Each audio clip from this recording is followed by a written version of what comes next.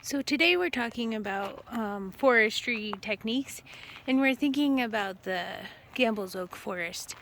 We've walked up here at Bear Creek past the riparian zone where the creek is, and there's lots of woody riparian shrubs. And now we've transitioned into the foothills where the first thing we encounter is this Gamble's Oak Forest. And so we're pretending that we're land managers, and our job is to make a recommendation for increasing the fire readiness of this landscape. And so what we've talked about so far are the nature of the oaks. And so these oaks are connected by underground roots, and that those are called rhizomes. And in this landscape, a frequent low intensity fire would be likely, and species that are connected by their roots, that's a good survival technique. You can lose some stems but have energy supplied from the stems that survived. And notice how dense it is, right? As we look here, we lower our view, we see that there's many stems, there's multiple stems. And so the students are wondering about this, and they're trying to measure it. We're trying to figure out how dense is this forest. And see these stems right here. This is a fire hazard. And so frequent low intensity fires might ecologically solve this problem, but we don't allow that to occur because we have residential areas very close by. There is evidence that indigenous people manage this landscape, and they were setting low intensity fires, or they were using the stems for their other practices of life. But there's evidence that in Colorado they were reducing the density of forest to improve the nature of their lifestyle and facilitate hunting, etc. And so what we have here is an overly dense forest where fire has been suppressed. And so then when fire does occur, these stems, it's like the pile of sticks you create on the campfire to get the fire going. And when there are lots of stems in the mid-story, you find that these are called ladder fuels, excuse me. And so they help the fire reach the crown where the leaves are, and that eventually can result in a stand replacing fire, which is a devastating fire. It violates principles of intermediate disturbance. And anyway, the students are working in two groups with meter tapes to decide to measure the density, but I haven't given them the parameters of how to measure that. Like, what I've prepped them on is the idea of what is density, and it's in this case stems per unit area, so they need to decide the unit area. And then I also mentioned that measuring the diameter at breast height, the DBH, is a standard forestry technique, and so they need to decide which stems, what classifies as a stem. And they'll use a DBH measurement to make that choice. But I haven't told them what to do, so we'll see what they say. In the next video, we'll see how they decided to measure it and how dense this Gamble's Oak Forest is. I will make one final comment here. If you were working in the field, you would not want to just make this up. You would use the literature to decide how have other people measured the Gamble's Forest? What are their techniques? And you would make an argument for your technique that's based on the cited literature. So you'd find out how have other people measured density in oak forests, and you would cite them and use those techniques. All right, we'll see you when the students have their measurements calculated. All right, land managers, thanks for preparing that data.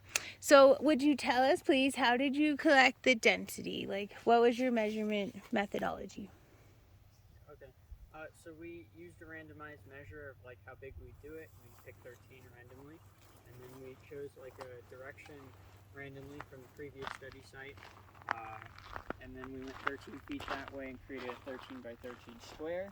In that square, we counted all the trees with a circumference at breast height of no less than 4 inches.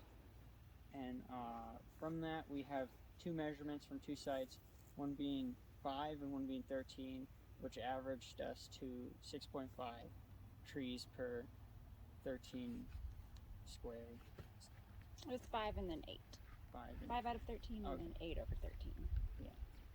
Thank you. So that was us.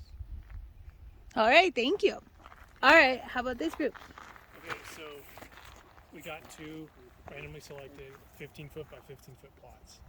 Within each one, we counted every tree that was greater than 1 inch diameter, so like thumb width at DBH.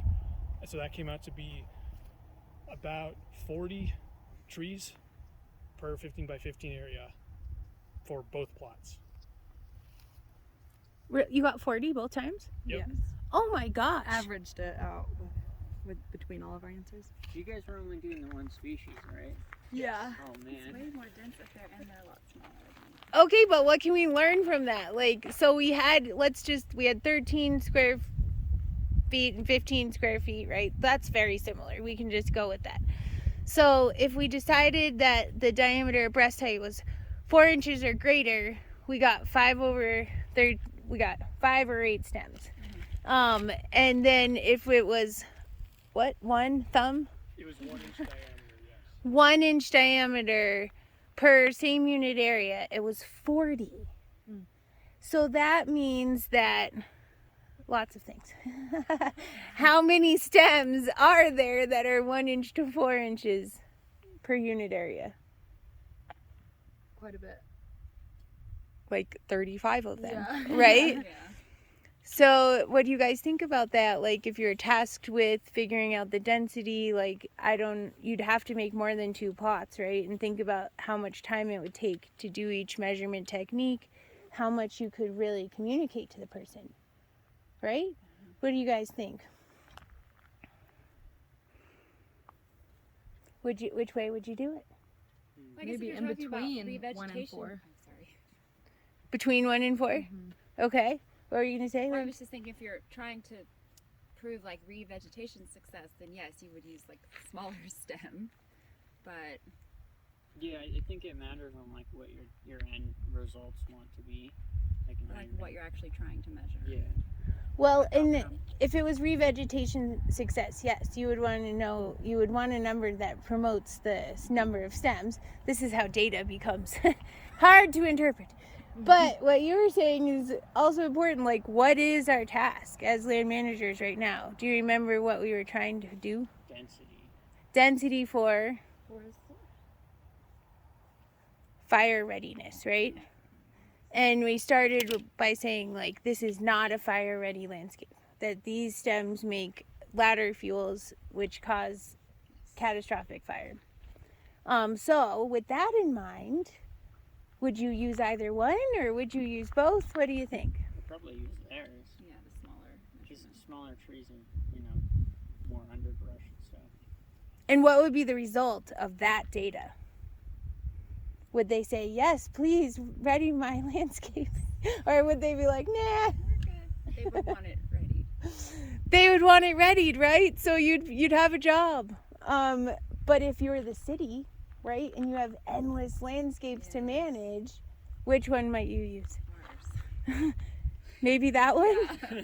This is not as important maybe as a different land. Well, the burden of measurement might be very intense, and that would be easier to accomplish. But you might do both, right? You might do one at the beginning and one at the end. So you might say, we looked at both in the beginning and no one would pay attention to the over 4.